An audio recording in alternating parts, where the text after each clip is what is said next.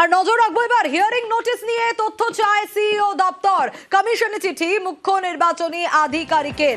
Hearing নোটিশে কি কি থাকবে আর এই চিঠিতেই বা কি রয়েছে, আরো বিস্তারিত এই বিষয়ে সোমরাজ জানাতে পারবে। সোমরাজ, দেখো, এই হিয়ারিং এর চিঠি যথেষ্টই গুরুত্বপূর্ণ এবং সেই কারণে এই চিঠিকে বিশেষ গুরুত্ব দিতে চাইছে রাজ্যের মুখ্য নির্বাচনী আধিকারিকের দপ্তর। কারণ এই চিঠিকে নিয়েই আগামী দিনে অনেকেই আদালতের দ্বারস্থ হতে পারেন। অথচ সেই জায়গায় দাঁড়িয়ে এই চিঠির বয়ানে কি থাকবে? শুধুমাত্র কি তাদের নাম ও হিয়ারিং কোথায় হবে অর্থাৎ হিয়ারিং এর ঠিকানা সেটি উল্লেখ করা থাকবে, নাকি হিয়ারিং কেন ডাকা হচ্ছে সেই কারণটাও ব্যাখ্যা করা থাকবে? তার কারণ তুমি জানো, জাতীয় নির্বাচন কমিশনের যে গাইডলাইনে এসআইআর প্রক্রিয়া হিয়ারিং এর জন্য সেখানে 11 দফা ডকুমেন্ট নিয়ে বিশদে গাইডলাইন দেওয়া রয়েছে। সেক্ষেত্রে কমিশন কেন মনে করছে সংশ্লিষ্ট ভোটারকে হিয়ারিং এ ডাকার প্রয়োজন সেই কারণটাও ব্যাখ্যা করা থাকবে।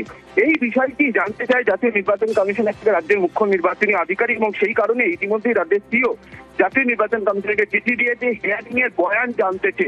সেই বয়ান চলে এলেই প্রত্যেকটি বিধানসভার ইলেকটোরাল রেজিস্ট্রেশন অফিসারদের কাছে এই বয়ান পাঠিয়ে দেওয়া হবে। কারণ হিয়ারিং এর নোটিশ প্রত্যেকটি বিধানসভার অধীনে তাদের ভোটারদের কাছে ইআরওই এই চিঠিটি পাঠাবেন, হিয়ারিং এর চিঠিটি পাঠাবেন। সেই কারণে 16ই ডিসেম্বর থেকে যেহেতু হিয়ারিং এর প্রক্রিয়া শুরু হয়ে যাবে, হিয়ারিং এর চিঠি পাঠানোর প্রক্রিয়া শুরু হয়ে যাবে, সেই কারণে এই হিয়ারিং এর চিঠিকেই সর্বাধিক গুরুত্ব দিতে চাইছে রাজ্যের মুখ্য নির্বাচন আধিকারিকের দপ্তর। এবং তোমাকে জানিয়েছি, যাদের হিয়ারিং এর জন্য ডাকা হবে তাদের বাড়ি অর্থাৎ কোনো স্পিড পোস্ট বা কোনো কুরিয়ার মারফত যাবে না, বাড়িতে তেমনটা পরিকল্পনা করে এগোচ্ছে রাজ্যের মুখ্য নির্বাচনী আধিকারিকের দপ্তর। বেশ সোমরাজ।